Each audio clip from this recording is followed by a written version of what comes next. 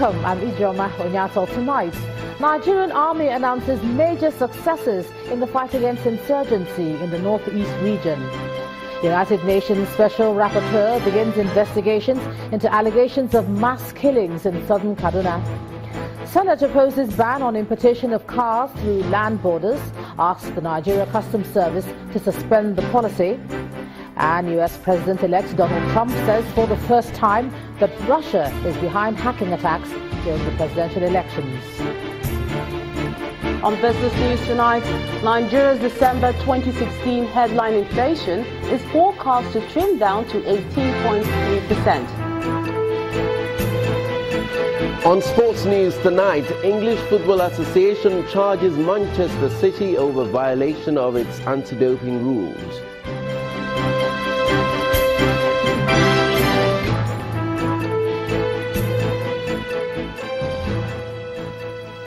We begin tonight with the latest update on the ongoing fight against insurgency in the northeast by the Nigerian army.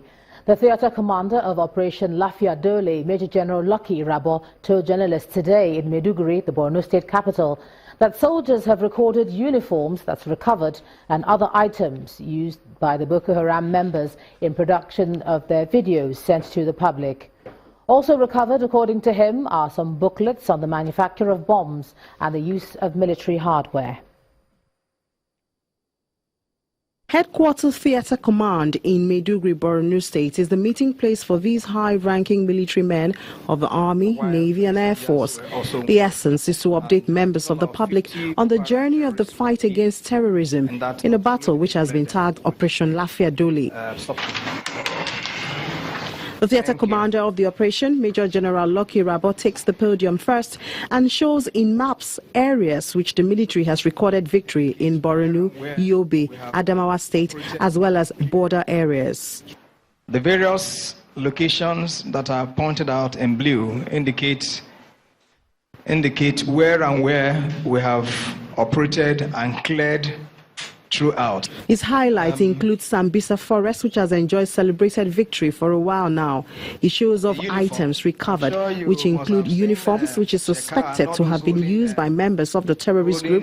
All those funny videos that used to. So this is the kind of uniforms that we also found. As well as booklets. These are lesson notes, how to make bombs and IEDs. Tips from members of the public has assisted in the arrests of suspects. Some of them have been identified as individuals who were used as medical personnel. Here you find two of them. Currently, they are still undergoing interrogation. The victory has also been attributed to repentant terrorists who have confessed and voluntarily surrendered arms and information. The Navy was burdened with the battle from majorly Lake Chad. Aside from the deployment of the NN personnel at Baga, it is also important to know that Nigerian Navy has been operating in the operations.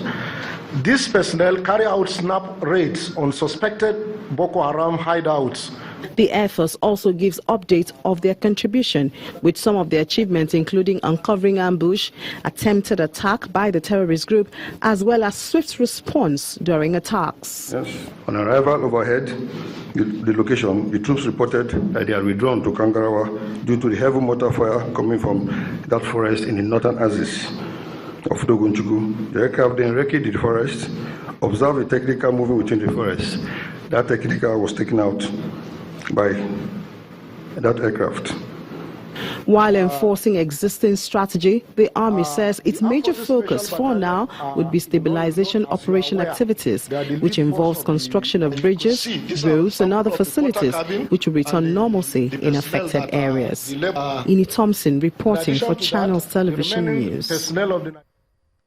Recent allegations of mass killing in southern Kaduna has caught the attention of the United Nations Special Rapporteur, Dr. Agnes Callamard, who's confirmed she's probing the claims with a view to identifying the perpetrators, bringing them to justice and providing succor to the victims.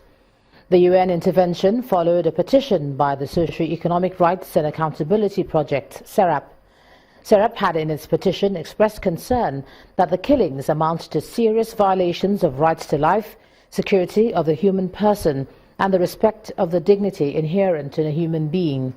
Serap is urging Dr. Kalaman to prevail on the Nigerian authorities to prevent further attacks and killings by herdsmen and other unknown perpetrators of the violence. Now, a Katsina State High Court, presided over by Justice Baraka Wali, has summoned an alleged child bride, Habiba Ishaku, to appear in court on January the 25th as her marriage to one Jamilu Lawal continues to raise dust.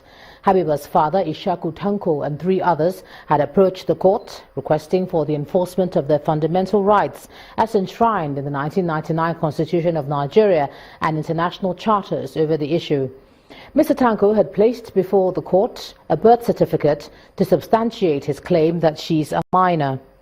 Now, the hearing was, however, stalled when shortly after the court commenced sitting, a signed handwritten letter and another unsigned typed one, alleged to have been written by Habiba, distanced herself from the application, and that was tendered in court by the presiding judge.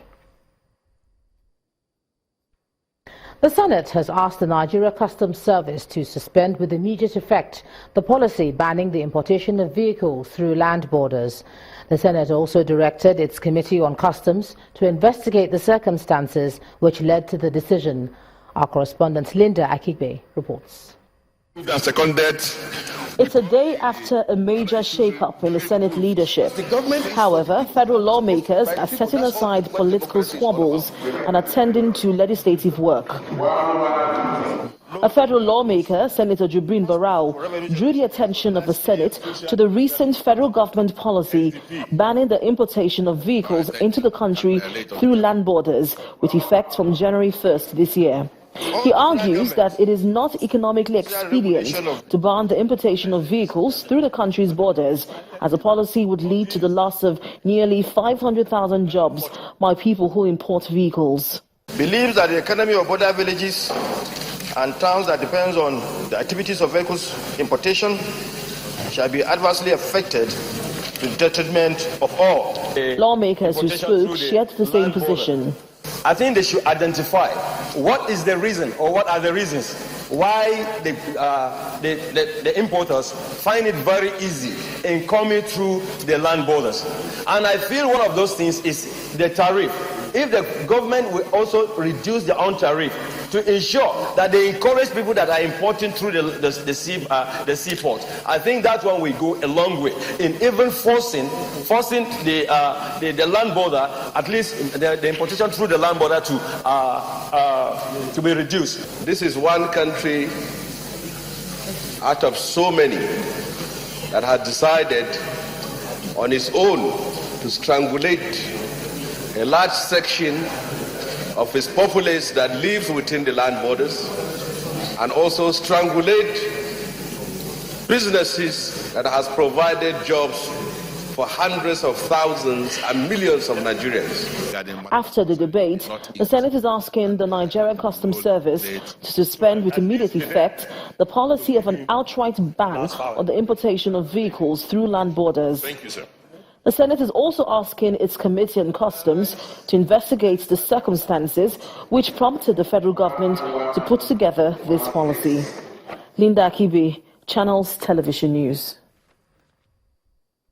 The former Senate leader Ali Ndume has dissatisfied in the manner in which he was removed as leader of the Senate when the Senate resumed on Tuesday this week.